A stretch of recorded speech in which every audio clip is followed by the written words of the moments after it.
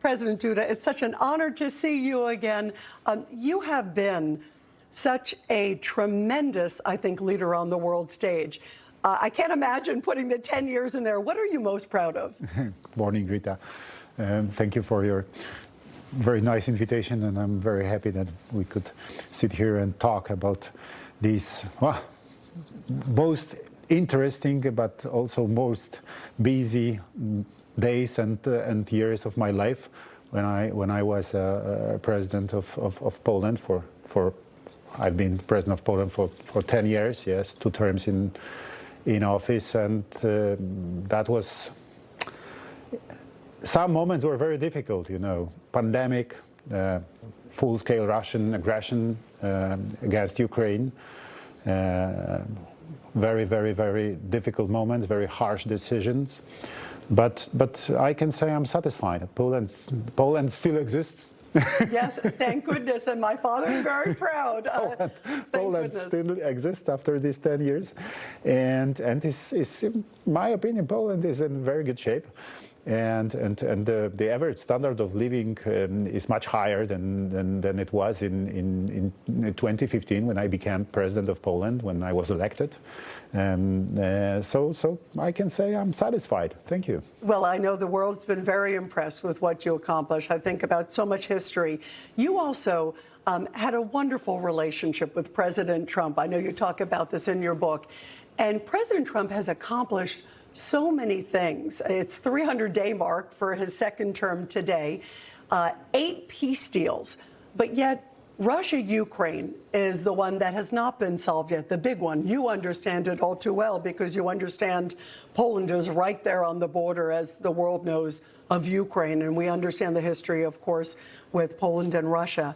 Do you believe that it will be solved, and what do you think that President Trump, NATO, and the EU could maybe do better or do more so there could be a peace deal between Russia and Ukraine?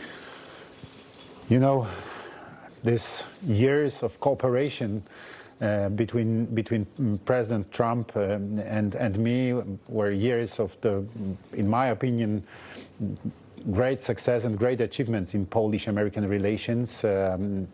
Especially, I'm trying to estimate it from the point of view of Poland, of Polish president, and for Poland, I can say that was a very, very good and very efficient time. So now I believe that President Trump will succeed in his mission. And he's looking for the possibilities of creating some peace agreement between Russia and Ukraine. The question is how to stop Russia, how to persuade Putin this invasion. And yesterday we had a conference here in the United States, in Princeton University. The question was future of Ukraine, and I said there are few ways how to support Ukraine now. First is to send some military equipment to Ukraine to support Ukraine, defenders of Ukraine army. Second is to organize some money for Ukraine, how to create some financial programs, how to assist Ukraine. But the third is political support, of course, everywhere. So I as a president of Poland, I supported Ukraine's way to EU and NATO. They path to EU.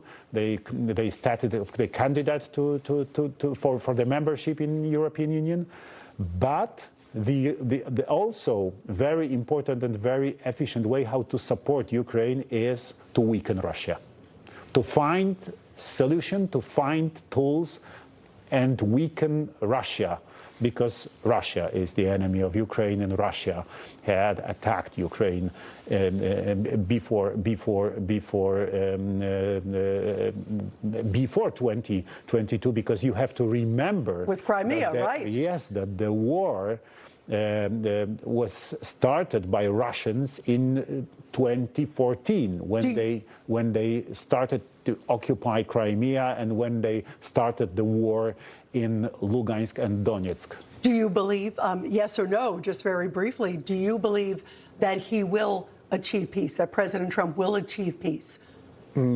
I believe that he will manage, because I always say the President of the United States is the most powerful person in the world. I have no doubts. So if there is someone around the world who could possibly stop Putin and who could possibly finish this war, to find some best path to finish this war, this is the President of the United States. Now, many Europeans, are saying that Russia is engaged in sort of a hybrid war with cyber and many other different layers. We saw the drone attacks, obviously, Yes. too, that we saw in Poland. In your mind, what are the chances, like in the next 3 years, that you think that Putin may actually try something militarily on a NATO country, that it may actually attack with its military, whether it's Estonia or even something like Poland?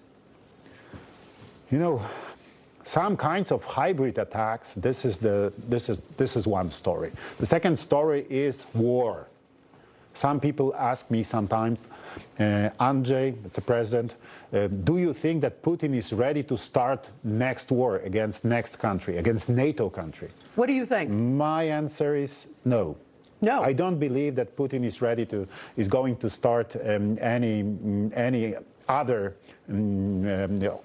full-scale or open aggression against, especially NATO country, during the war against Ukraine.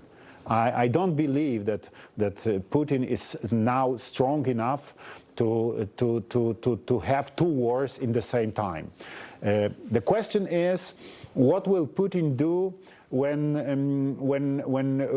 war against Ukraine would be ended? Yes, this is the question. In my opinion, Russia will need 5, maybe 8 years to rebuild its military potential, To be able to do a full to be scale. able to be able to launch to begin a new aggression. The question is, who will be the target of Russia? What country?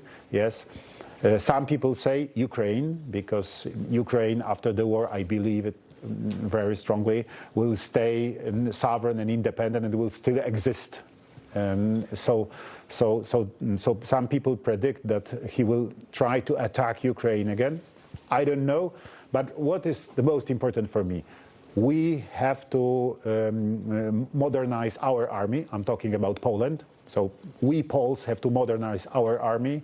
We have to spend enough money for defense to be stronger and to be strong enough that moment that Russian strategists, that Putin will estimate that this is not the efficient idea to attack Poland, because Poland is too strong and there is no guarantees of the victory if Poland will be attacked. When they did the drone attacks against Poland, do you believe that was intentional? This is different story. But do you believe that was intentional? It probably was intentional, and I was asked by some journalists and experts in Poland what's my opinion about this situation, and I said there are possible few answers. First answer is that was an element of the Zapad military exercises Russia participated in. And so Russia was the host of these exercises. So that was one of the elements of these exercises, and so this is not the worst situation if that would be the answer. And the second, much more difficult and much more thrilling answer is that is a new chapter in a hybrid attack on Polish border,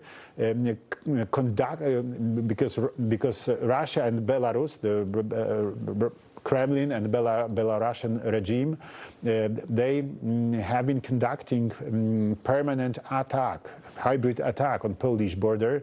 They are pushing migrants on the border. So we have these problems. We have had this problem since the autumn of 2021. So the question is it a next chapter of this process or not? I hope not. Yeah, we all pray, of course, and obviously praying for peace. What do you think would trigger an Article 5? What would justify an Article 5? Because that obviously was an Article 4. Is there something that you think would trigger an Article 5? And do you think if something were to happen? I'm afraid that the trigger of Article 5 is the only open and de facto full-scale attack against NATO country. Hybrid attacks it's very difficult to call Article 5 in the situation when you have hybrid attacks, and so this is very difficult to estimate what the situation really is. Do you think there's ever a response where there may need to be a shoot down of a Russian military plane if it got to that? But you know what we can say now after this situation we had with this hybrid attack with this Russian drones in our airspace. Yes, we NATO countries on the eastern flank of NATO should prepare anti-drone systems, and we should be prepared for this kind of potential aggressions. Yes, so this is the only answer. Absolutely, especially when we know the history of Poland, which I know you understand all too well. Before I let you go, too, I think about your life growing up in Krakow, beautiful Krakow. Well, thank you very much. And you survived. I mean, you were with 4 different U.S. presidents. And you talk about also a young boy going and seeing George H.W. Bush, right, running out there. Did you ever imagine you'd be here? And what's next for you? Because you've been such a vital force, I think, of Polish history, but American history, too. One of my purposes now is to still participate in strengthening Polish-American relations, because I believe that the United States of America is a real friend of Poland, and I have no doubts that the United States is the strongest military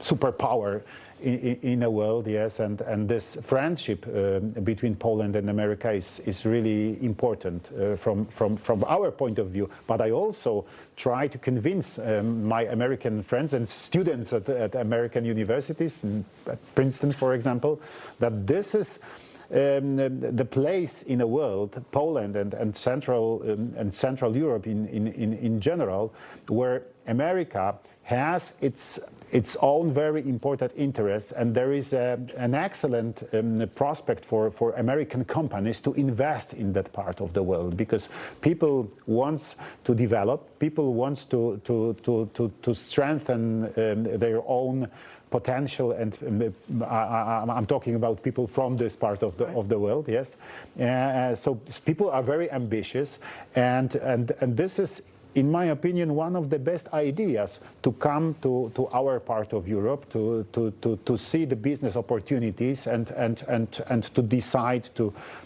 invest in this part of Europe, to locate their local headquarters of American companies. Well, you know, it's interesting because there is such a beautiful, incredible relationship between America and Poland. What is most important, we have American military forces in Poland. 10,000. 10,000 strong. So there is a strong military potential, and this is a safe place. Which, by the way, you were a big part of, too. Thank you. What an incredible 10 years you had in office, and I feel like the best is yet to come. You've seen so much history, and you've also, I see you, and it reminds me of the incredible relationship that the U.S. and Poland have. Both of us fighting for freedom, our two great countries, my father's homeland. It's such an honor to have you here, and I can't wait to see you next time you're back here in New York. It's such a blessing to have you. And congrats on the book, very much. and congrats on 10 incredible years. Information. Truth is freedom. Is Newsmax. It's real news for real people.